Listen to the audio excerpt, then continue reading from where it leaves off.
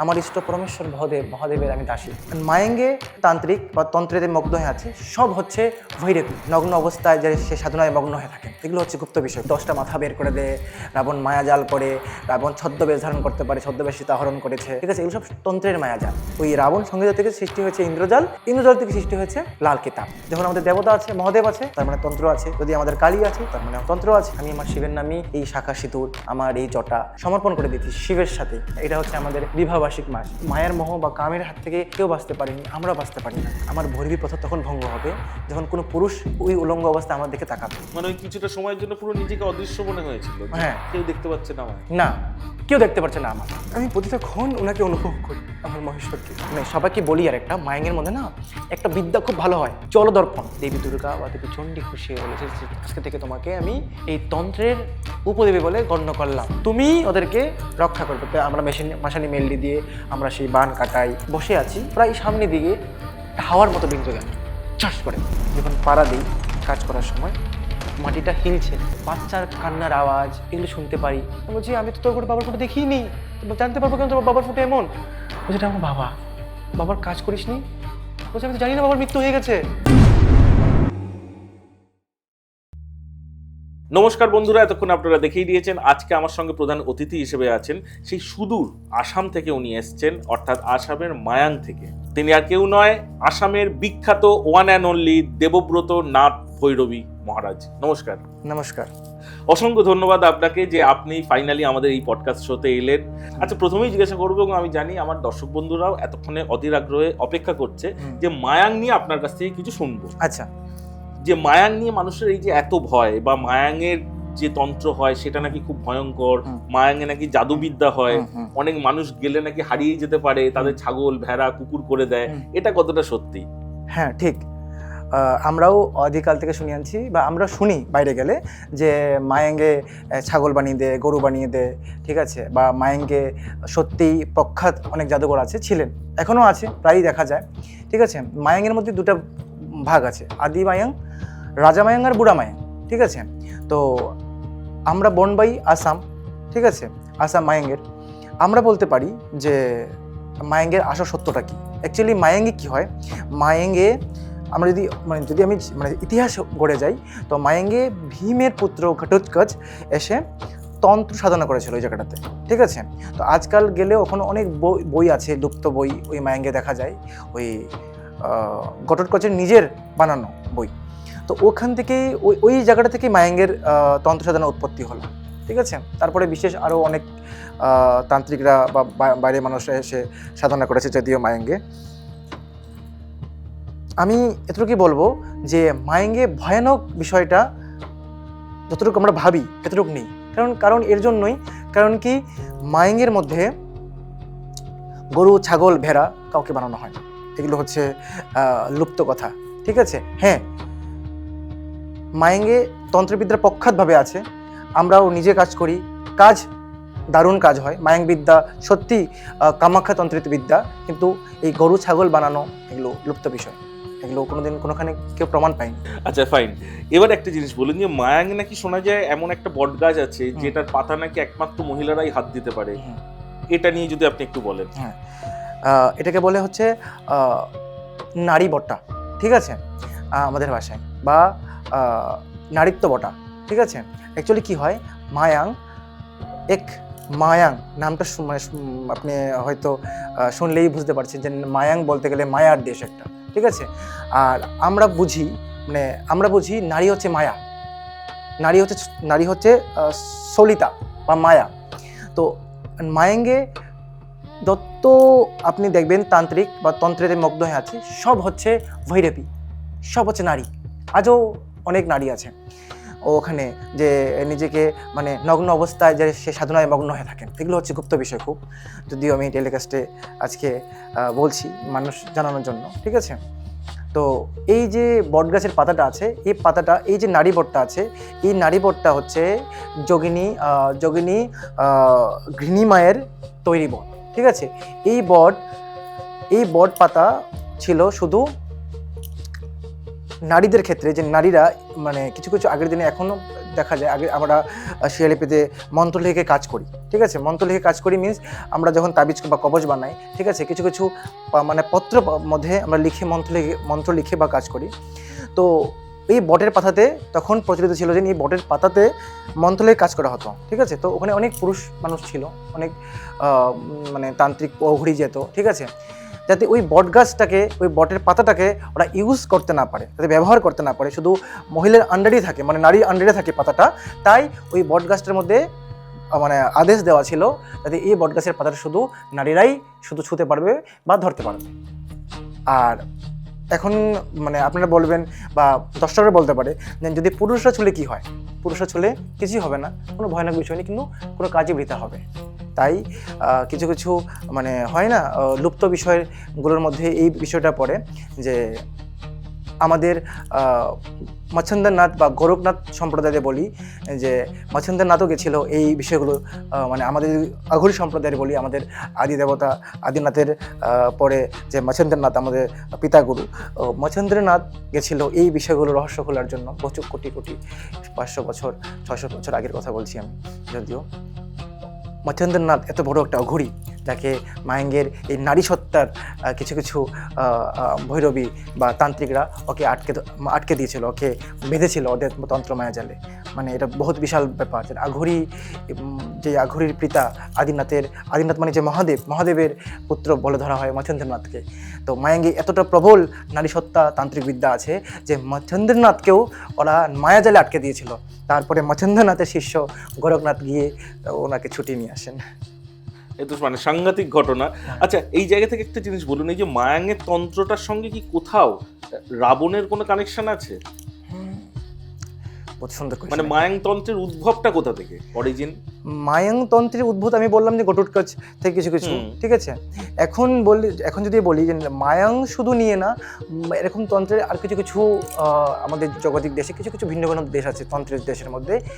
Specially ভারতবর্ষের মধ্যে মায়াংটা যদি পড়ে উত্তর পূর্বাঞ্চলে। রাবণ বলতে অনেকে জানে না এই বিষয়টা। রাবণ হচ্ছে যে ওই জগতের সে প্রখ্যাত তান্ত্রিক রাবণের যে 10টা মাথা বের করে দেয়, রাবণ মায়াজাল করে, রাবণ ছদ্মবেশ ধারণ করতে পারে, ছদ্মবেশ সীতাহরণ করেছে, ঠিক আছে, এগুলো সব তন্ত্রের মায়াজাল, ঠিক আছে। রাবণ শিব মুখ থেকে, ঠিক আছে, রাবণের গুরু হচ্ছে শিব তত্ত্ব, শিব মুখ থেকে, শিব বাণী থেকে রাবণ তন্ত্র জ্ঞান নিয়েছিল, ঠিক আছে।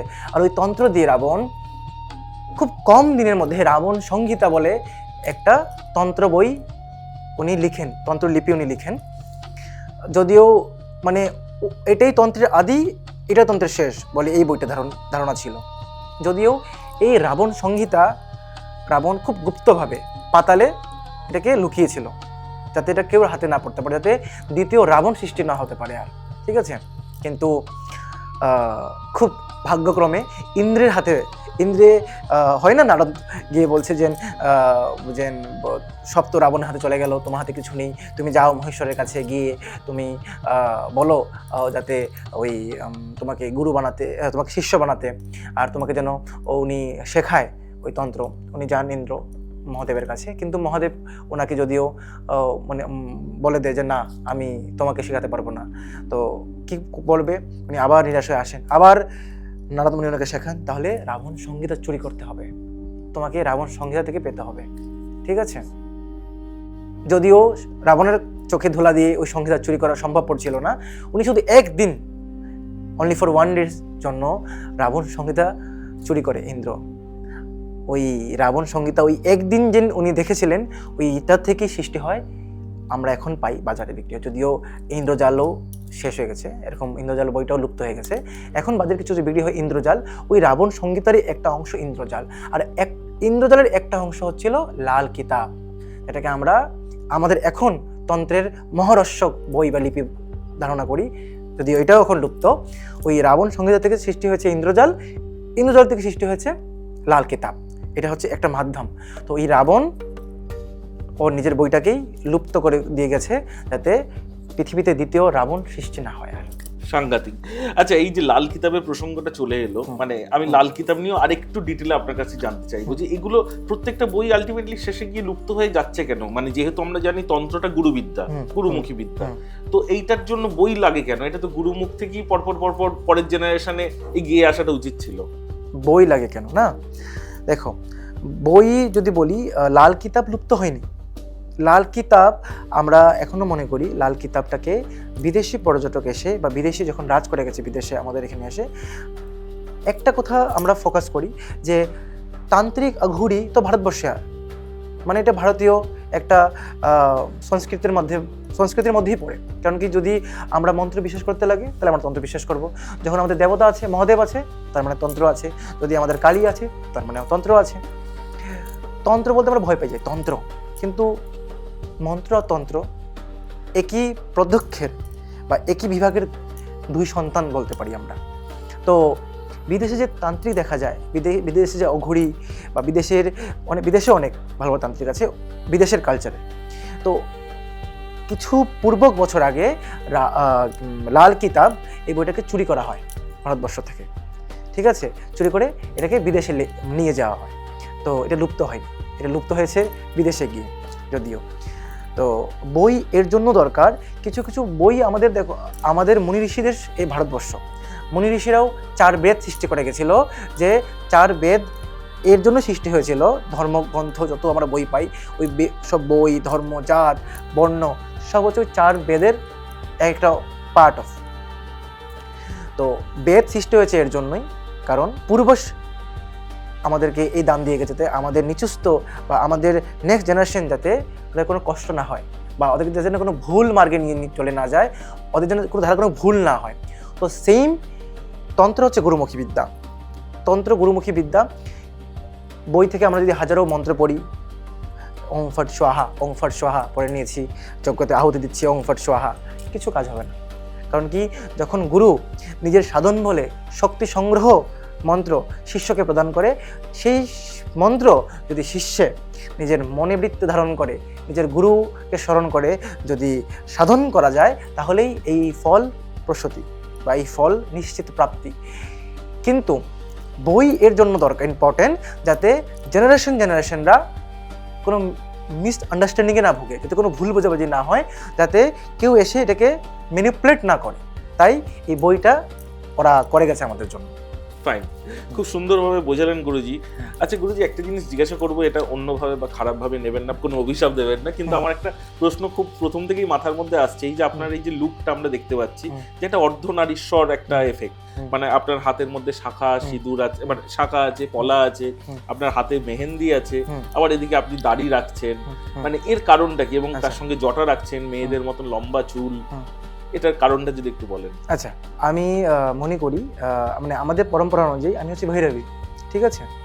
তো ভৈরবী দীক্ষায় আমি দীক্ষিত, ঠিক আছে? কামাখ্যা তন্ত্রের মধ্যে দাসী প্রথা বলে কিছু প্রথা আছে। শুধু তন্ত্রের মাঝে নেই, দাসী প্রথা বৈষ্ণবের মধ্যে আছে, দাসী প্রথা অন্য অন্য কালচারের মধ্যে পাওয়া যায়। দাসী প্রথা হচ্ছে কি, সমর্পণ করে দেওয়া ঈশ্বরকে, নিজের ইষ্টকে সমর্পণ করে দেওয়া নিজের জীবনটা, ঠিক আছে? আর এইটার সাথে একটা যুক্ত হবে গন্ধর্ব বিবাহ, ঠিক আছে? মানে দেব বিবাহ, ঠিক আছে? তো মানে দেবতার সাথে বিয়ে, ঠিক আছে? অ্যাকচুয়ালি দেবতার সাথে বিয়ে বলতেও আমাদের মুখে ভাবে, অ্যাকচুয়ালি আমার মুখে পাতে, মানে আমার ক্ষমতা নেই, ঠিক আছে? আমরা মনে করি আমি দাসী, আমি আমার ইষ্ট পরমেশ্বর মহাদেবের আমি দাসী, কারণ আমি ওই আদি শক্তি মহামায়ার সাথে আমি নিজেকে তুলনা করতে না, জীবনও না। আমি মনে করি আমার যদিও শিব বিবাহ হয়েছিল খুব অল্প সময় বয়সে, ঠিক আছে? আমি আমার শিবের নামই এই শাখা সিঁদুর, শিবের নামই আমার এই জটা, শিবের নামেই আমি নিজের জীবনটাকে মানে সমর্পণ করে দিয়েছি শিবের সাথেই, শিব বিলীন হয়ে, ঠিক আছে? আমি সবসময় শিব চিন্তা, শিব কথা, শিবে মগ্ন থাকি। কারণ আমি মনে করি জীবনে একটা দিন যদি শিববিহীন চলে আমার জীবন, তাহলে ওইটা হচ্ছে আমার জীবনের ছিদ্র একটা। তো এই যে শাখা সিঁদুর বা এই যে আমার জটা বা এই যে আমার নারীত্ব ভেষ, এটা হচ্ছে ভৈরবী ভেষ, ঠিক আছে? এই দীক্ষায় আমি দীক্ষিত, গুরু পরম্পরা মতে আমি চলি। গুরু পরম্পরা অনুযায়ী আমাদের শুধু এই শাখা সিঁদুরই না, আমাদের অনেক এরকম থাকে পুরুষের সাথে উঠা বসা করতে নেই, ঠিক আছে, হ্যাঁ, বা নিজেকে মানে মানে মানে অর্ধলঙ্গ উলঙ্গ করতে নেই, বা এমনকি স্নান করে গেলেও আমরা নিজেকে ঢেকে স্নান করি। তো অনেক কিছু এরকম, মানে মেহেন্দি, তুমি বললে ওঠে মেহেন্দি কি, মেহেন্দি অ্যাকচুয়ালি 15 তারিখেই আমার বিবাহবার্ষিক, শিবরাত্রি, হ্যাঁ, এটা হচ্ছে আমাদের বিবাহবার্ষিক মাস, তো এটা হচ্ছে আমাদের নিয়ম মাস।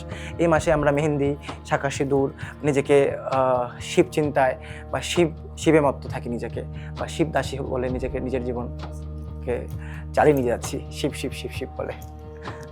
আচ্ছা, একটা জিনিস জিজ্ঞাসা করবো, কিন্তু দৈহিক চাহিদা বলেও তো একটা বিষয় আছে, সেটা কোনো সময় মাথায় আসে না?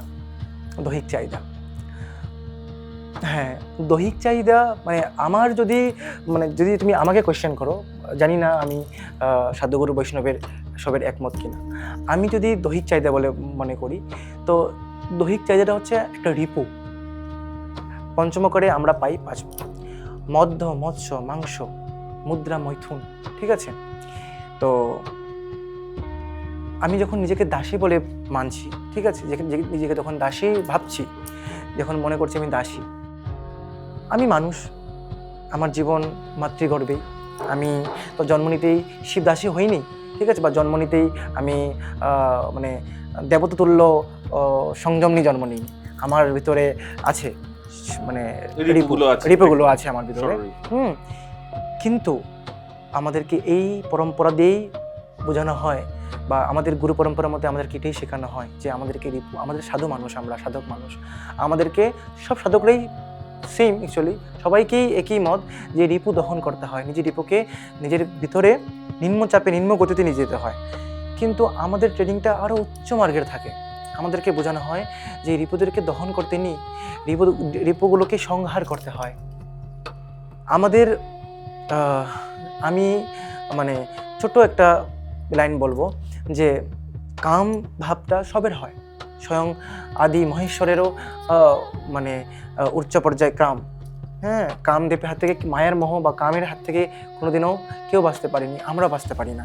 কিন্তু প্রতিদিন, প্রতিটা সময়, প্রতিটা জায়গায়, প্রতিটা ক্ষণ, প্রতিটা বছর, প্রতিটা মাস আমাদেরকে এইটাই আমরা ভেবে চলি যে যে জ্বালা পাচ্ছি আমি, হ্যাঁ মহেশ্বর, এই জ্বালা সেদিন মিটে যাবে যেদিন তুমি একবার তুমি এসো না আমাকে নিতে, যদি তোমার আলোক রশ্মি যদি একবার আমার চোখ অন্তে ভেসে আসে, ওই দিন মনে করবো যে আমার শরীরের যত কাম ভাব, যত কিছু দহন করেছি আমার জীবনে, আমি আমাদের যত ইচ্ছা সব কিছু আমি তোমার জন্য জলাঞ্জলি দিয়েছি, ওই দিন মনে করবো যে আমার জীবন ধন্য।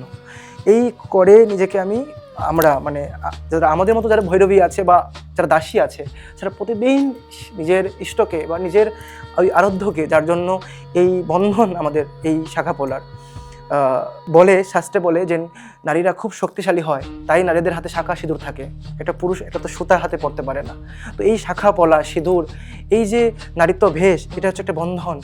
এই বন্ধনগুলো আমি নিয়ে যখন চলি, বা যখন আমি মানুষ, আমার পথে প্রচণ্ড কষ্ট হয়, মাঝে মধ্যে প্রচণ্ড এই মায়ায় আমাকে জড়িয়ে ধরে। আমি সব সময় বলি আমার মহেশ্বরকে যে এমন মায়া ফেলো না প্রভু, যে মায়াতে পড়ে আমি এতদিনের সাধন ভজন নষ্ট করে দিই, আমার শিব চিন্তা, আমার ইষ্টকে আমি ভুলে যাই। এমন মায়া যাতে কোনো দিন আমাদের চিন্তা না আসে, মনে না আসে, এমন কাম ভাব যেন শরীরে জাগ্রত না হয়। এই ইষ্ট, এ প্রভু, এ মহেশ্বর, যে কাম ভাবে যেন আমি তোমাকে ভুলে যাই, আমি যেন দিনহীনভাবে যে জীবনযাপন করছি, যে বন্ধনে, সে বন্ধন থেকে ওই দিন মুক্তি পাবো যেদিন এই প্রাণবিন্দু বেরোবে, আর যেদিন তোমার আলোক রশ্মি দেখবো আমি, তোমার দিব্য রশ্মি প্রভাবিত হবে, সেদিন মনে করবো যে আমার এই যে শক্তি সাধনা, আমার এই যে জলাঞ্জলি না, উত্তরাঞ্জলি আমার জীবনে আমার গতি হয়ে গেছে। কিন্তু আমার গুরু পরম্পরা এত কঠিন, আমার গুরু পরম্পরাতে বলে যে শিবকে পাবে এই চিন্তাও তুমি করবে না, কারণ যদি শিবকে আমি এই জন্মেই পেয়ে যাই, তাহলে পরজন্মে আমি কার জন্য সাধন ভজন করবো? আমি ভাবি যে আমি যেন শিবকে শেষ সময়ে বলবো যে হে প্রভু, আমাকে তুমি আমার তোমার আলোক রশ্মি আমাকে দেখা দিও না, আমি যেন পরজন্মেও আবার তোমার এই করে কাটাতে পারি, যেন তুমি দেখা দেবে, তুমি আসবে, তুমি আসবে, তুমি আসবে। আর আমাদের মানে সত্যি আমি কি বলবো, আমার ভাষা নেই। খুব মানে শুনেও খারাপ লাগছে, কিন্তু আপনার এই রকম ভাবে নিরলস প্রচেষ্টা মহাদেবের জন্য সাধনা করে যাওয়া এবং তাকে অন্তর থেকে নিজের মানুষ ভাবা। তো একটা জিনিস আমি জিজ্ঞাসা করবো, যে আমরা তো অনেক সময় অনেক মুহূর্তের মধ্যে দিয়ে পাস করি, খারাপ ভালো দুঃখের সমস্যা, তো এইরকম কোনো সময় হয়েছে যে যেটা মনে হচ্ছে যে আপনি খুব সমস্যায় আছেন বা বিপদে আছেন, কিন্তু সেখান থেকে খুব ইজিলি বেরিয়ে গেলেন এবং আপনার মনে হলো কোনো একটা অদৃশ্য শক্তি বোধহয় আপনাকে সেটা হেল্প করলো? তো এইরকম কোনো মিরাকেল নিজের জীবনে কোনো সময় ঘটেছে? মিরাকেল এরকম ঘটতে আমি একটু খুব ইমোশনাল হয়ে যাই পট করে, কারণ আমি প্রতিটা ক্ষণ ওনাকে অনুভব করি, আমার মহেশ্বরকে প্রতিটা ক্ষণ। এরকম আমি একটা ঘটনা- জ্যোতির্লিং দর্শন করি। অ্যাকচুয়ালি আমি প্রতি 2 মাস অন্তর জ্যোতির্লিঙ্গে যাই। আমার 12টা জ্যোতির্লিঙ্গই সমাপ্তির পথে, কেদারনাথ বাকি আছে। জানি না ঈশ্বর কেন চাইছে না, আমি যেতে পারছি না। তো সাউথে দেখা যায় আর কি, যে ওখানে পুরুষরা ধুতি পরে, কাপড় খুলতে হয় পুরুষদের, উপরের মানে অর্ধলঙ্গ যাকে বলি আমরা, মানে খালি গায়ে ঢুকে মহেশ্বর দর্শন করতে হয়। আমি দাসী পরম্পরায়, ভৈরবী পরম্পরায় কাপড় খুলে ওনাকে দেখাটা আমার পক্ষে সম্ভব ছিল না। তো আমি ওনাদেরকে বলি একবার অফিসে যে আমি দাসী পরম্পরাতে আছি, আমি যেন কাপড়টাও লাগিয়ে ঢুকতে পারি। তো ওরা বলেছে যে এটার একটা প্রমাণ চাই। আমার কাছে প্রমাণ ছিল না দেওয়ার ওই সময়টাতে। কি প্রমাণ দেব আমি? আমাদের নারীত্ব শরীর প্রমাণ দেব, না আমাদের জন্ম প্রমাণ দেব, না শিব শক্তির ঊর্ধ্ব অশ্ব প্রমাণ দেব? আমাদের কাছে প্রমাণ দেওয়ার ছিল না। তো আমি তখন বলি, এটা কি কোনো উপায় হবে না মহারাজ? বলছে উপায়,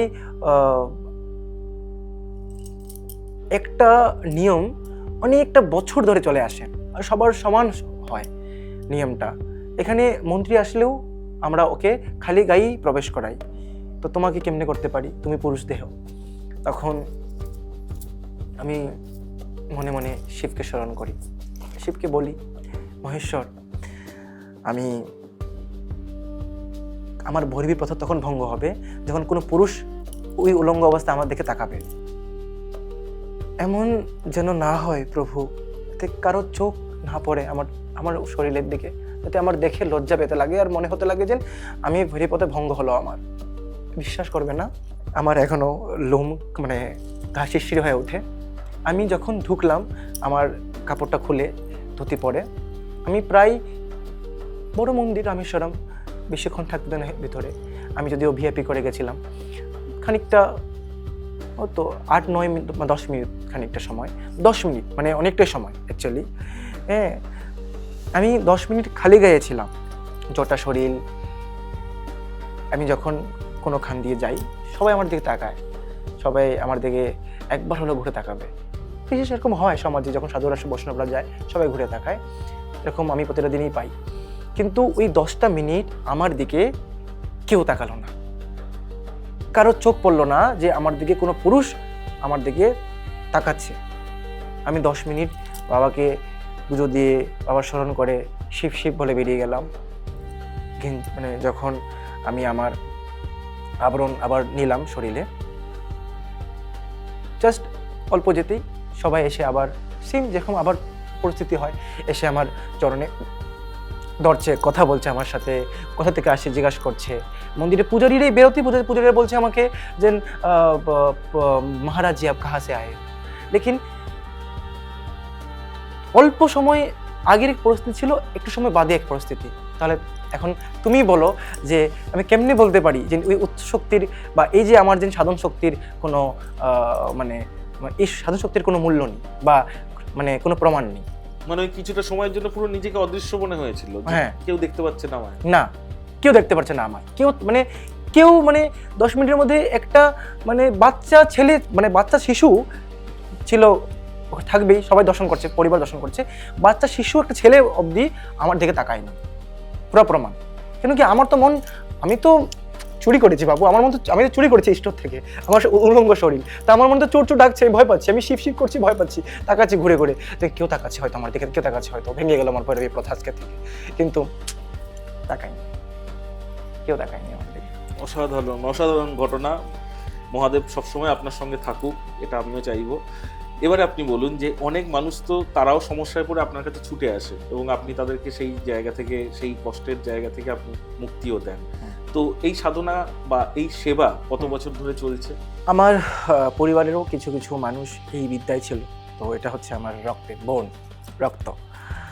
তন্ত্র ভূমিতে আমার জন্ম, কামাখ্যার আঁচলে, আঁচলে আমার জন্ম, তন্ত্রতেই রক্তে নিয়ে আমার জন্ম, ঠিক আছে। আর আমি আমি আরেকটা মিরাকেল বলি, ঠিক আছে। আমার জন্ম কিছু জিনিস বলতে চাই আমাকে, ঠিক আছে। 1999 শেষ বছর, শনিবার, শেষবার, চৈত্র মাস, শেষ মাস, 30 তারিখ, শেষ তারিখ। আর জন্ম হয়েছিলাম আমরা সবাই জানি চড়ক পূজার দিন। ওই দিন তো তন্ত্রের জন্য ফেমাস, এদিন ওই মানে ওই ভূত প্রেতের পুজো হয়, তারপরে নীলষষ্ঠী পুজো হয়, ঠিক আছে। ওই মানে তন্ত্রিত দিনে আমার জন্ম। তো ছোট থেকেই আমার মধ্যে মানে পরিবারের গল্পতে শুনি আর কি, যে তো ছোটো থেকেই আমি পূজা পাঠ আদি করতাম, গাছের নিচে বসে থাকতাম, এগুলো ছোটো ছোটো গল্প শুনতে পারি আমিও। যে স্নান করে আমি ড্রেস পরার সময় পেতাম না, কাপড়ও মাপড়ে দিত না, কাপড় পরার আগে আমি ছুটে চলে যেতাম বেলগাছটা এখনও আছে আমার বাড়িতে, বেলগাছের নিচে গিয়ে আমি অনবরত মন্ত্রোচ্চারণ করতাম। কিছু কিছু মন্ত্র আমি নিজেও সৃষ্টি করি, হ্যাঁ। তো যেগুলো আমি গুরু মুখে শুনি যে এই মন্ত্রগুলো সত্যি এই মন্ত্রগুলোর মানে উৎস আছে, মানে এই মন্ত্রগুলোর সিমিলিটি আছে, ঠিক আছে। তো এই মন্ত্রগুলো আমি আভাস পাই। তো তখন গুরুমুখে বুঝেছি বা শুনেছি যে গুরু বলেছে আমাকে যে আমি নাকি তন্ত্র নিয়েই জন্ম, হ্যাঁ। আমার যে গুরু শিবানী দুর্গা সরস্বতী, আমার মা, আমার দাদাজি গুরু নাতা ঘড়ি, ঠিক আছে। তো এদের মুখেই শোনা যে আমি নাকি তন্ত্র সিদ্ধ হয়ে আমার জন্ম। তো ছোটো থেকেই তন্ত্রতে মগ্ন ছিলাম, তাই কিছুটা খানিকটা পড়াশোনা আমাকে করতে হয়েছে। আমিও গ্র্যাজুয়েশন করি, তো পড়াশোনার সাথে সাথে ঠিকঠাক মনটা বসতো না পড়াশোনার মধ্যে। এখানে কথা কিছু কিছু আওয়াজ পেতাম, কিছু কিছু ঘরের কিছু কিছু সমস্যা হওয়ার আগে বুঝতে পারতাম। কিছু কিছু মানুষ যখন আসতো, আমি ওকে দেখে বলে দিতাম, মানে তোমার না এই জিনিসটা হচ্ছে কি, বা তোমার এটা হবে। তো এই জিনিসগুলো যখন হতে থাকে আমার মধ্যেখানে, আর যখন ওরা জিনিসটা হয়ে যায়, তখন আমি নিজেকে কোয়েশ্চেন করি, বা সময় বিশেষ যে কী আছে আমার মধ্যে এমন। পূজাপাঠ আমি করি, পূজাপাঠ ছোটো থেকে আমি বললাম করি, কিন্তু যখন এই জিনিসগুলো বুঝতে পারি আমি যে আমার মধ্যে কিছু একটা আছে যে আমার সাথে কথা বলে, যার সাথে আমি হয়তো কথা বলতে চাই, বা যার থেকে কিছু বুঝতে পারি আমি, তো তখন এই ভেটটা খুলেছিল। খুব জুনি এখনো নেই, আমাদের বুড়ামাইঙ্গের আদিবাসী ছিল একজন, পাতালি মা বলে। পাতালি মার কাছে যখন আমি যাই, পাতালি মা প্রথম আমাকে দেখে বলেছিল, উনি খুব একটু তান্ত্রিকরা কী হয়, মায়েঙ্গের তান্ত্রিক একটু বয়স্ক হয়ে গেলে একটু পাগলের মতো একটু বকবক করে, চিৎকার দিয়ে বলেছিল। আমি যাচ্ছি সামনে দিয়ে, তোকে আসতে হবে এখানেই। যদিও ওই ল্যাঙ্গুয়েজ, মানে আমাদের যেটা মানে মায়াঙ্গের যেটা অসমীয়া ভাষা, তোকে আসতে হবে, ভয় পেয়ে যাই। তখন আমি রাউন্ড করে আমি আবার ব্যাক মারি, এসে আমি সামনে বসে আমি বলি যে আমি প্রণাম করি, ওনাকে প্রণাম করে বলি যে আমার ভাষাতে, আমাদের অসমীয়া ভাষাতে, যে আমাকে কোথায় আসতে হবে, তুই তো আসলি আমার কাছে। আমি আসলাম, কিন্তু কেন আমাকে আসতে হবে? তুই জানিস না তুই কি? আমি জানি না তুমি কি। তুই উৎস, তুই শক্তি, তুই ভৈরবী। ওই তো আরম্ভ হয়ে গেল আমার মধ্যে ভৈরবীর সিমিলিটি। তৎক্ষণাৎ রাত্রে থেকে আরম্ভ হয়ে গেল, ওই যে বললো আর মাথা ঢুকে গেল আমি ভৈরবী, আর রাত্রে থেকে আরম্ভ হয়ে গেল আমার মধ্যে উৎপাত ভৈরবী। আমি নিজেকে মানে ওই রাত্রের মধ্যে জানি না, ওনার কিচ্ছু দিব্য শক্তি, কোনো মন্ত্র নেই, কিছু নেই। আমি আধা ঘন্টা 1 ঘন্টা আগেও আমি গেছি ভিজিট করতে, নর্মাল একজন মানুষ আসলে পরে আবার মানুষ মানে কোনো কিছুর আওয়াজ নেই, তন্ত্রের কোনো পাওয়ার নেই আমার কাছে। হ্যাঁ, ওই যে আমাকে বললো ভৈরবী, কানে শুনিয়ে দিল ভৈরবী, আর ওই রাত্রের থেকেই আমার মধ্যে আসা আরম্ভ হলো এই কিছু কিছু মন্ত্রের শক্তি, মন্ত্রের উৎস। আমি মানে 15 দিন আমার চলছে, নিজেকে মানে কি বলবো, মানে পাগলের মতো আমার মধ্যেখানে শরীর গরম হয়ে যায় আমার, আমি পারছি না কিচ্ছু মানে মাথায় কাজ করছে না আমার। আমি আবার যাই ওনার কাছে, পাতালি বা মার কাছে, যে কি করলে এমন। লোকমুখে শুনি যে ওখানে গেলে নাকি মানুষ বশ করে দেয়, বশ করে দিল আমাকে। আমাকে কি তাহলে এবার গেলে ছাগল বানিয়ে দেবে? হ্যাঁ, ভয় পাচ্ছি মনে মনে, ছাগল করার জন্য কি আমাকে যেতে হবে এর কাছে? তো আমি আবার গেলাম ওনার কাছে, মনে ভয়, আমাকে তো বাঁচতে হবে এটার থেকে। আমি বলছি আমাকে ঠিক করে দাও, আমি ভৈরবী না, আমি কিছু না, আমাকে ঠিক করে দাও, আমাকে বলো, কাজই ধরে আমাকে বলো কী করলে ঠিক হবে এবার। তো সে আমাকে বললো, ও তোর খিদা পেয়েছে না? আমি বলছি হ্যাঁ, আমার বহুত খিদা পেয়েছে, আমি খাইনি, আমি খেতে পারছি না। আমাকে খাওয়ালো, খেয়ে বললো খেতেও ভয় পাচ্ছি, যদি ছাগল করে দেয়, পেটে এত খিদা, খাওয়া দেখে লোভ সামলাতে পারছিলাম না, খেলাম। খাওয়ার পরে উনি আমাকে বুঝালো আমার রহস্য, আমার ভেদ, যেগুলো কিছু কিছু গুপ্ত, আমি এখানে একটু রহস্যই রাখি জিনিসগুলোকে। আমার দেখালো সবচেয়ে, মানে সবাইকে বলি আর একটা, মায়াঙ্গের মধ্যে না একটা বিদ্যা খুব ভালো হয়, ঠিক আছে, জলদর্পণ একটা আছে, মানে একটা আছে যেটাকে বলি আমরা, যেটাকে ভূত প্রেতের সামনে আমরা নিয়ে যাই, ঠিক আছে, হ্যাঁ, যেটাকে বলি আমরা মার্গ দর্পণ। ভূত প্রেত যদি কার মানে শরীরে ঢুকে যায়, ওই দর্পণ দিয়ে দেখালে ওই মানে ওই প্রেতটা ওর শরীর দেখতে পারে, তখন চিৎকার দিয়ে ওঠে, সে পালায়। তো আরেকটা আছে জলদর্পণ। জলদর্পণে ওই মাহিঙ্গে আছে জলদর্পণ, ঠিক আছে।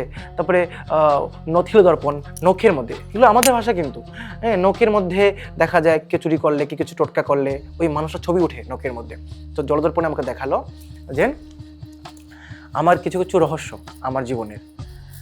তো যখন দেখলাম, যখন বুঝতে পারলাম যে শেষ আমার জীবন, তার মানে এবার হতে হবে শিবদাসী। আর চললাম এই শিব পথে। তথাপিও বছরখানি 14-15 বছর হলে 26, প্রায় এক যুগ হয়ে গেছে, ধরতে লাও এক যুগ পার হয়ে গেছে আমার এই ভেষ, এই দাসী হিসেবে নিজের সবকিছু তার উদ্দেশ্যে ত্যাগ করা, সমর্পণ করে দেওয়া, সমর্পণ শিব করে শিব শিব দেওয়া। শিব বলে। আচ্ছা, একটা জিনিস আমার মাথার মধ্যে ঘুরছে, সেটা হচ্ছে যে আপনি এত বছর ধরে সাধনা করছেন এবং একটু আগেও বলছিলেন যে আপনি কানের মধ্যেও কোনো একটা দিব্য ভাষা আপনি শুনতে পান। তো সেই জায়গা থেকেই আপনি একটু জাহির করতেই চাইছি আর কি, সেটা হচ্ছে রাগ করবেন না, না না, আপনি আমাকে সত্যি একদম চেনেন না। হ্যাঁ। মানে আমাদের সত্যি এই প্রোগ্রামটা শুরুর 3 মিনিট আগে হয়তো আলাপ হয়েছে, কারণ হ্যাঁ। আমার টিমের মারফত আপনি এসেছেন এবং আপনার সঙ্গে আমার এর আগে কোনো ইন্টারাকশন হয়নি। না, তো সেই জায়গা থেকে আমি একটু জানতে চাইছি, আপনি যদি আমার সম্বন্ধে যে কোনো পুরনো দুটো টপিক বলতে পারেন, অর্থাৎ আমার আচ্ছা। সম্বন্ধে দুটো পুরনো গুণ, আচ্ছা এবং আমার ফিউচারে হবে এইরকম দুটো ঘটনা, আচ্ছা, আপনি একটু বলুন। আমি অন্তত দর্শকদের অতটা খুলে না বললেও আমি হ্যাঁ বা না বোঝাবো যে জিনিসটা ঠিক হচ্ছে না ভুল হচ্ছে। আচ্ছা, ঠিক আছে।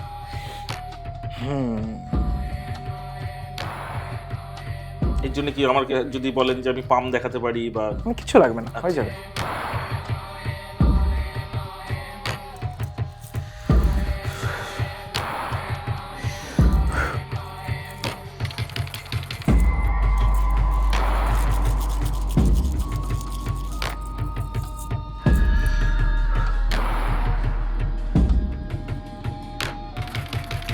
প্রথম তো এটাই বলবো তোমাকে আমি, তোমার লাভ লাইফ ভালো, ঠিক আছে, কিন্তু লাভ লাইফ দিয়ে তুমি বেশি মানে স্যাটিসফ্যাকশন পাবে না, সন্তুষ্ট পাবে না, তুমি সন্তুষ্ট আসবে না লাভ লাইফ দিয়ে, এটা তোমার আগেও হয়েছে।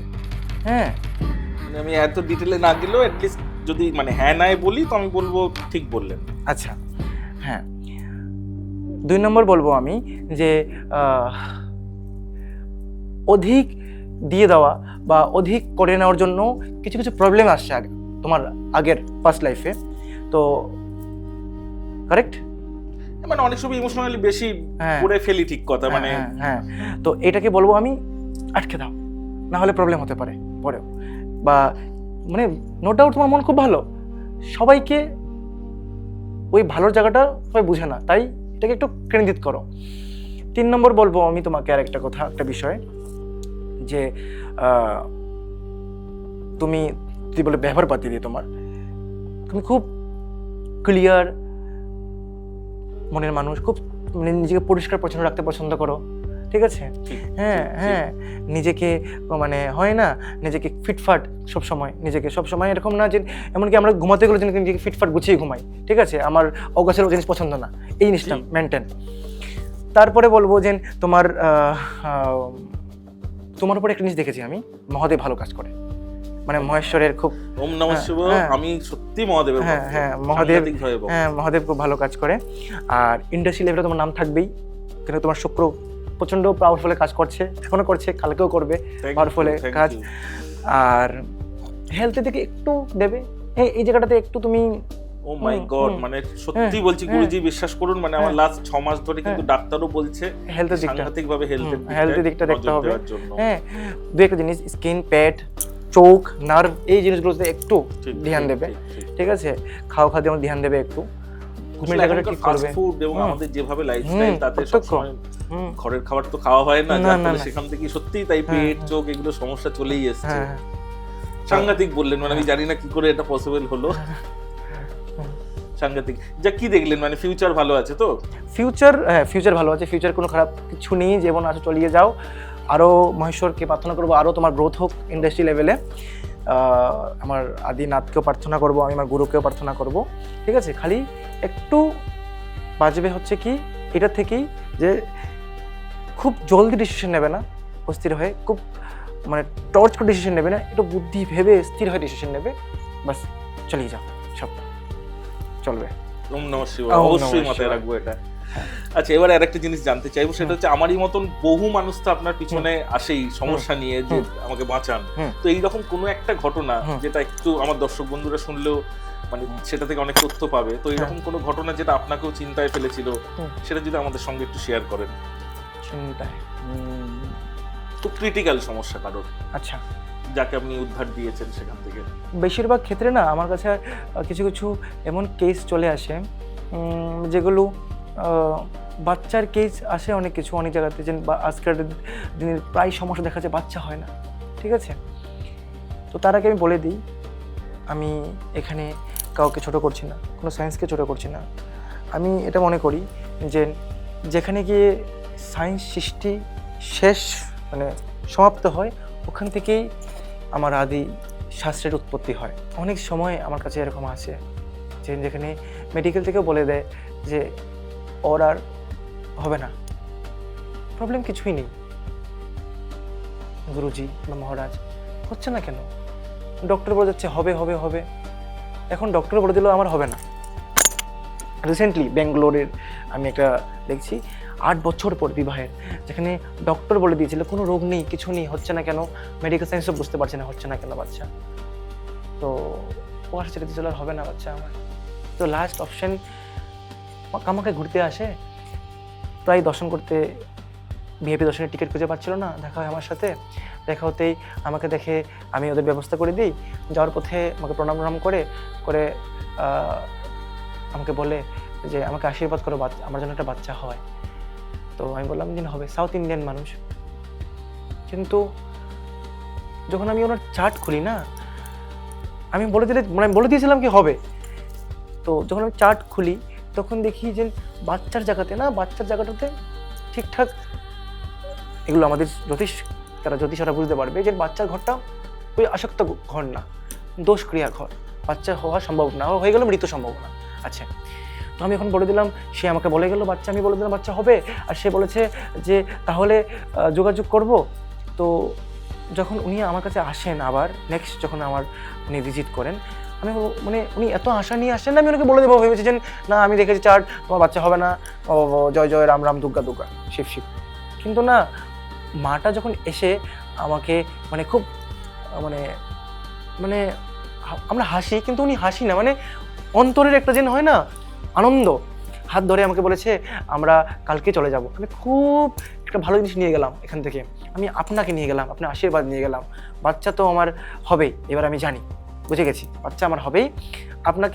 আপনি তৈরি করুন, আপনি কি দেবেন আমাকে দিন, আমি জানি বাচ্চা আপনার থেকে পাবোই, মা এবার দেবেই বাচ্চা। আমি না ওই মাটাকে আর বলতে পারলাম না যে তোমার তো বাচ্চাটাই ওখানে, তো মানে ঘরটা দূষিত, মানে দূষিত দোষক্রিয়া ঘর হয়ে আছে। আমি পড়ে গেলাম পেশাতে, আমি বলেছি তোমরা যাও, আমি দেখছি তোমাকে কি দেওয়া যায়, আজকে আমার কাছে দেওয়ার কিছু নেই, আমি কুরিয়ার করে দেবো তোমাকে, দেবেন তো আপনি? আমি কিন্তু আপনার একমাত্র ভরসা। আমি কিন্তু সব শেষ করেই কামাখ্যায় আসছিলাম, যে কামাখ্যা আসলে এখান থেকে হয় মানসিক করে গেলে বাচ্চা পাওয়া যায়। তো তখন আমি ওনাকে বললাম, মা কামাখ্যাকে মানসিক মানে মা কামাকে বলেছো বাচ্চা হওয়ার কথা? বলছে হ্যাঁ বলেছি। এটা ঠিক আছে, যাও, আমি দেখছি। আমি এবার মাকে, আমরা কী করি, আমরা দোহাই দিয়ে কাজ করি যে মাকে এবার ফেলবো পথে এনে। তো চলে গেল। তো আমি খুললাম লগ্ন চার্ট, খুলে খুলে খুলে খুলে দেখলাম কিছু কিছু গ্রহের জোর আছে মানুষের উপরে। আমি আমার মহেশ্বরকে আর আমার মা কামাখ্যাকে দোহাই দিয়ে বললাম যে মা, তুমি তোমার ভক্ত তোমার কাছে আগে আসছিল, আর তুমি ওকে ছলনা করে আমার কাছে পাঠিয়েছো, তার মানে তুমি চাও আর বাচ্চাটা হোক। গ্রহে বলছে নেই, তুমি চাও বলে পাঠিয়েছো, তুমি তো না চাইতে পারতে আমার দেখা হোক ওর সাথে। এটা কিন্তু একটা মিরাকেল। উনি গেছে বাচ্চার জন্য মায়ের কাছে গিয়ে উনি মানসিক করে, যেটাই করে আর কি, আসে দূর দূর থেকে, সাউথ ইন্ডিয়া থেকে আসছে, উনি ব্যাঙ্গালোর থেকে আসছেন। তো মাই মিরাকেল করে আমার কাছে পাঠিয়েছে। তো এইবার আমার পালা, আমি ওকে যা করে দেই অন্যের জন্য তাই করে দেব, মিরাকেল তুমি করবে। ঠিক ঠিক আমি মেডিসিন দিলাম, যেখানে মেডিসিন নেওয়ার 2 মাস পর কনসেপ্ট হয়, কেউ কেউ মানে মিসেও হয়ে যায়, ওর 1.5 মাসও যায়নি, হয়তো 1 মাস কিছু দিনের মধ্যে আমি মানে এই একটু পরেও ওর সাথে কথা হবে, হয়তো আমি তোমাকে দেখাতে পারি, এটাও একটা মিরাকেল। ঠিক আছে, আমি অন লাইভ ওর সাথে দেখাতে পারি, আমি এতটুকু বলতে পারি অন ক্যামেরাতে। সে আমাকে বলল ফোন করে যে আমার বাচ্চা চলে আসছে। মানে ও বলছে আনন্দতে, আমার চোখ দিয়ে জল। আমি বলছি বাচ্চা, মানে আমিও থতমত খেয়ে গেছি। বলছে গুরুজি কাজ হয়ে গেছে আপনার, হ্যাঁ আপনাকে আসতে হবে আমার ইয়ে করতে, যখন আমাদের হয় না তো গোদ ভরাই, হ্যাঁ গোদ ভরাই বললে আপনাকে আসতে হবে। আমি ভাবলাম হলোটা কেমনে, আমি তো সেম ওষুধ প্রেডিকশন করি যেটা আমি নর্মালি দিই। তো এগুলো হচ্ছে মিরাকেল। এটাই করতে গেলে আমার ঘাম বেরিয়ে গেছিলো, কিন্তু বিশ্বাস করো যখন আমি ওনার থেকে না টাকা নিতে, মানে আমরা তো মূল্য নিতেই হয় আমাদের না, তো মূল্য নিতে আমার ঘাবড়ে গেছিলাম যে মূল্য নেবো, কাজ যদি না হয় বাপু। কিন্তু এই মিরাকেল থেকে আমাকে উদ্ধার করেছে আমার মহেশ্বর কামাখ্যা, আমাকে আমার নাকটাকে বাঁচিয়েছে। কেন কি একটা অন্য দেশের বা অন্য রাজ্যের মানুষের কাজ করে দেওয়া বিশাল চাপের ব্যাপার, অন্য রাজ্য। কেন কি এইটা যেন কি হয়ে যায়, আমি অন ক্যামেরাতে বলছি, যদি কেউ এসে মানে তীর্থস্থানে এসে যদি কোনো সাধুগুরু দেখে কাজ যদি না হয় না, তাহলে ওই সাধুর ওপরে তো ভরসা উঠে গেলই, তীর্থস্থানের নামটাও খারাপ হলো। আর ভগবানকে বলে ভগবান নেই। আমরা তো এমনই করি, আমরা মানুষ, আমরা কি কিন্তু কেউ জিজ্ঞাসা করি না, এটা উচিত না। আমি মনে করি যে কোনো তীর্থস্থানে গেলাম আর জিজ্ঞাসা করলাম, হে প্রভু, হে নাথ, তুমি ভালো আছো তো, তুমি মহেশ্বর, তুমি সবাই প্রতি করুণা করো, তুমি জগতের মঙ্গল করো না।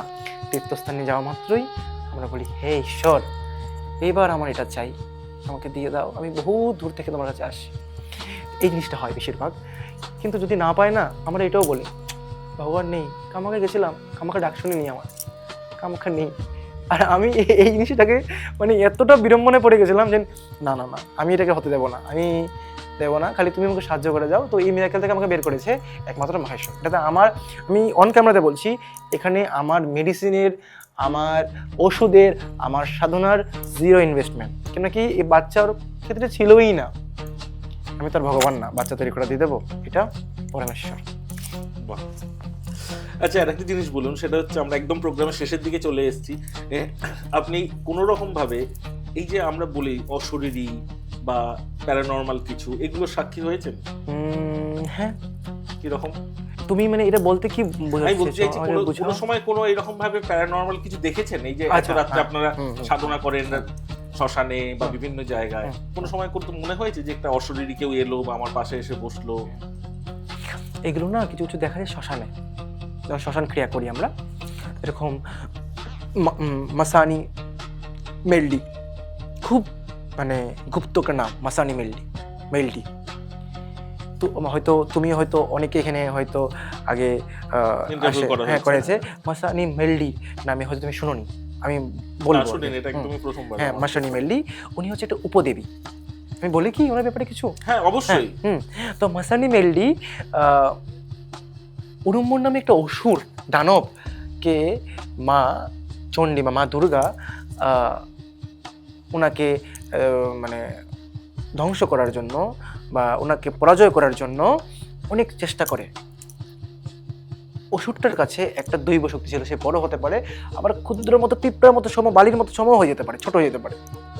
তো সে ভেবেছিল যে মা দুর্গা, মা চণ্ডী হয়তো গরু হয় না, গরু বা মহিষের যে মৃতদেহ তার ভিতরে ঢুকিয়ে গেলে সে বের করতে পারবে না, কিন্তু ছোঁয়া হয়ে যায়, অশুদ্ধ হয়ে যায় না। সে কি করেছিল, সে ওই মহিষের পাজরের নিচে ঢুকে গেছিল। তো মা দুর্গা, মা চণ্ডী তো এবার ওকে হত্যা করতে পারে, পরাজয় করতে পারবে না, কেন কি সে তো এই মহিষের মৃতদেহের ভিতরে ঢুকতে পারছে না, মা চণ্ডী, মা দুর্গা।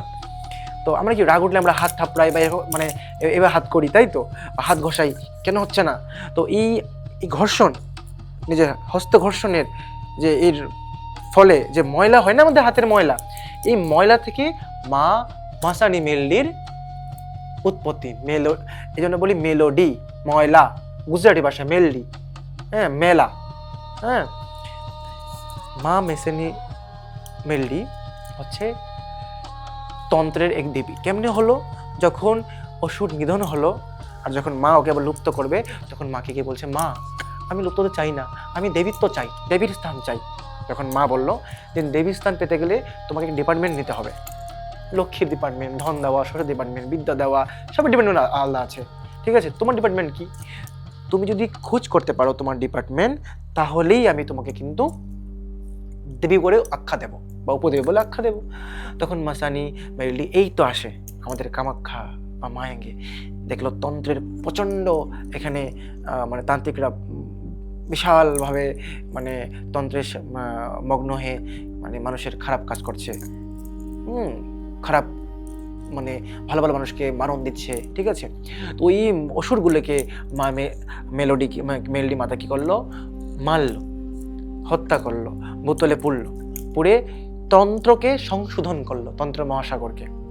তখন দেখে দেবী দুর্গা বা দেবী চণ্ডী খুশি হয়ে বলেছে, আজকে থেকে তোমাকে আমি এই তন্ত্রের উপদেবী বলে গণ্য করলাম, আর তোমার থেকেই এই কাজটা হবে যে যারা খারাপ করে রেখেছে, কোনো মানুষকে বান মেরে রেখেছে, মারণ দিয়ে রেখেছে ভালো মানুষকে, তুমি ওদেরকে রক্ষা করবে। তো আমরা মাসানি মেলডি দিয়ে আমরা সেই বান কাটাই, মারণ বান কাটাই বা ওই বশীকরণ করি মাসানি মেলডি মাতা।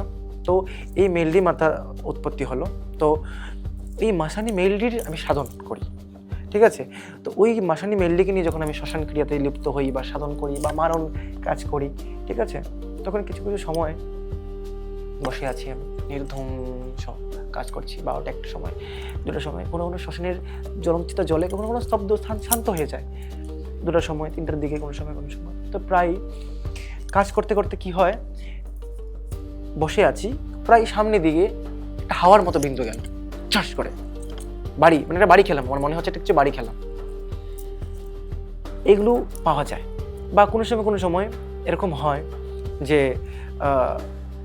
আমি শ্মশান ভূমিতে যখন পাড়া দিই কাজ করার সময়, মাটিটা হিলছে বা ঢুকে যাচ্ছে আমার পাওয়াটা নিচের দিকে। বা কিছু কিছু সময় হয় না, ওই শ্মশানে বসে বাচ্চার কান্নার আওয়াজ এগুলো শুনতে পারি। বা মানে হ্যাঁ, সবচেয়ে বলি, যদি এটা শ্মশানেই হয়নি আমার, হ্যাঁ, মনে পড়লো একটা লাইন। আমি একটা বন্ধুর বাড়ি যাই, বেশি দিনের কথা না, কিছুদিন আগের কথা বলছি, আমি বন্ধুর বাড়ি যাই, মা তারা পুজোতে আমাকে নিমন্ত্রণ করে। মানে এই যে গেল তারা পুজো, কৌশিকী অমাবস্যা, তার আগে যাই আমি বন্ধুর বাড়িতে, কৌশিকী অমাবস্যার আগের দিনের কাহিনী, তার রাত্রেবেলার কাহিনী। আমি কোনো তন্ত্র ক্রিয়া করার জন্য যাইনি, নিমন্ত্রণ রক্ষা করতে গেছিলাম।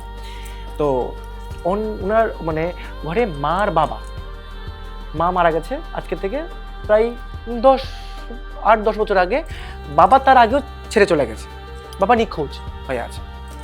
তো আমি গিয়ে ওখানে, আমি সাধুগুরু, আমি তো সবাই তো মানে ঘুমাই না, আমাকে রুম দেওয়া হয় আলাদা করে, ঘুমিয়েছি রাত্রেবেলা। তো একটা ভদ্রলোক এসে আমাকে, পুরো জ্যান্ত মানুষ এসে আমাকে ধাক্কা দিচ্ছে, দিয়ে বলছে একটু জল খাওয়াতো আমাকে, ঠিক আছে, জল দে তো আমাকে। তো আমি বললাম, তাকলাম ঘুমের চোখে এরকম করে তাকিয়ে বললাম, আরে বাবা, আমি অতীত বাপু ওই বাড়ির, আমি এবার জল কোথা থেকে দেবো ওনাকে?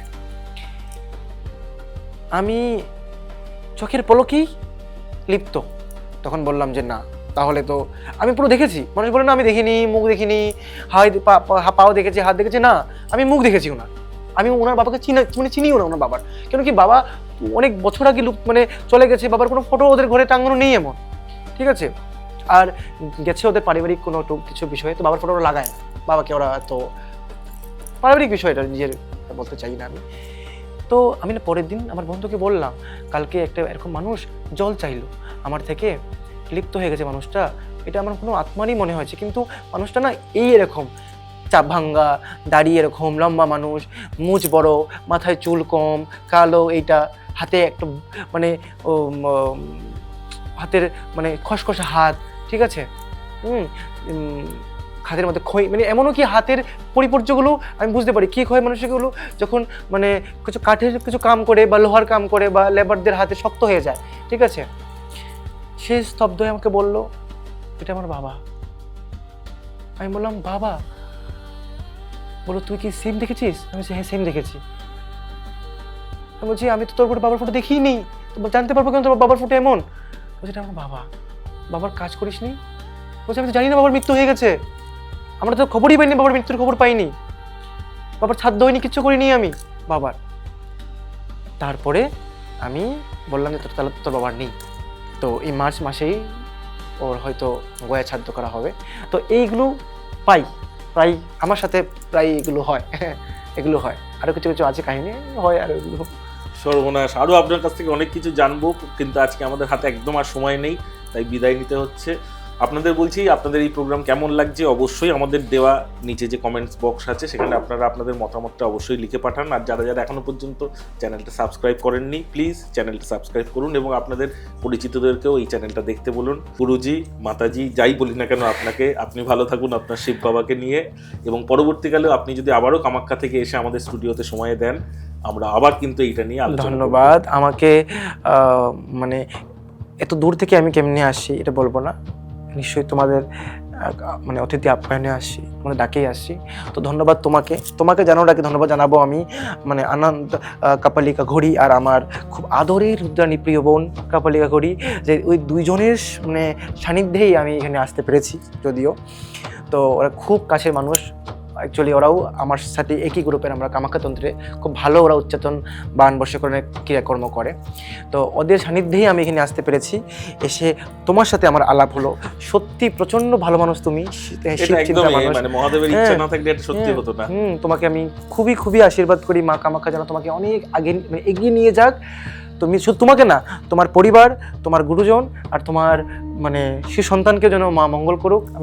আমাদের তো এটা সেবেত মাস, আমাদের তো এটা নিয়ম মাস, আমি এই মাসে প্রার্থনা করব যেন সত্যি তোমার মঙ্গল হোক, জগতের মঙ্গল হোক, যাতে জগতের সবের ঘরে ঘরে শিব আসুক, শিবের চিন্তা আসুক, শিববিহীন যেন কেউর কোনো দিন পথ না চলুক।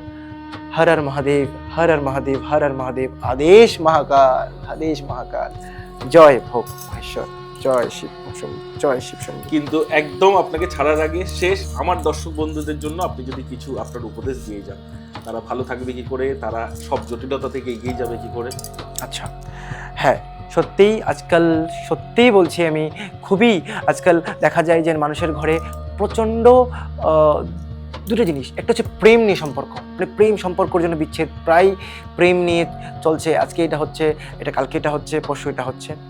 তো প্রথমে প্রেম নিয়ে বলবো আমি, যদি নিজের মনের মানুষ বা চলে যায় বা মনের মানুষ নেই কাছে, বা মনের মানুষদের কে আপনি মানে ফিরিয়ে পেতে চান, তাহলে আমি শিব তত্ত্ব দিয়ে বলেছি, খুব সুন্দর টোটকা একটা।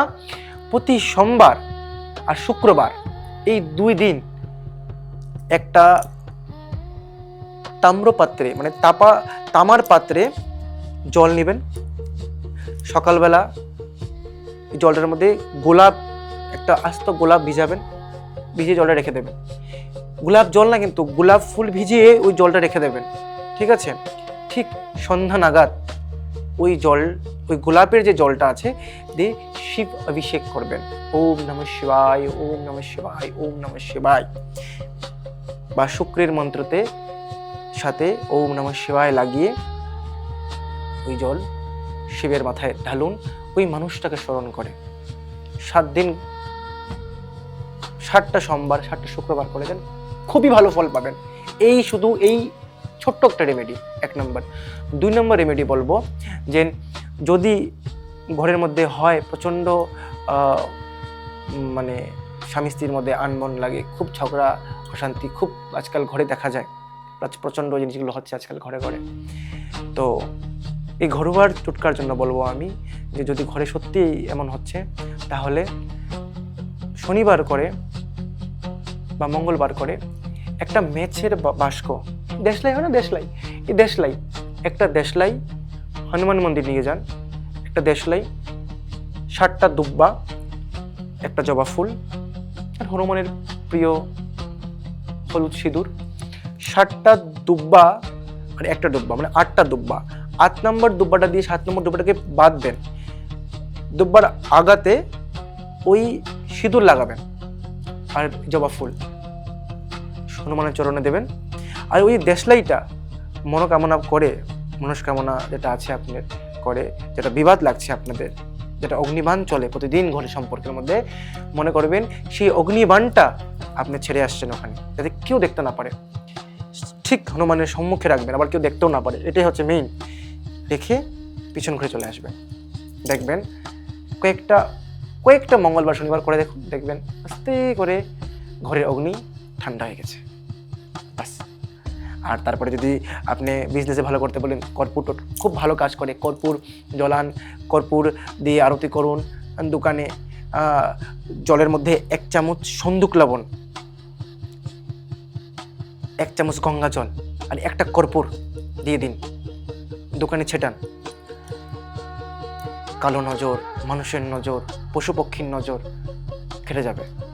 2 নম্বর, খুব রাগ, সন্তান খুব রাগ করছে, প্রচণ্ড রাগ, সন্তানের মাথা গরম, স্বামীর মাথা গরম, বউর মাথা গরম, জলের মধ্যে 1 চামচ গঙ্গা জল, 1 চামচ সন্দুক লবণ, একটা কর্পূর দিয়ে হাত পা ভেজান বা স্নান করুন, দেখেন ভালো রেজাল্ট পাবেন। আপনিও আছেন, আমিও আছি, এগুলো প্রচণ্ড ভালো কাজ করে, এটাই বলবো জগতের উদ্দেশ্যে।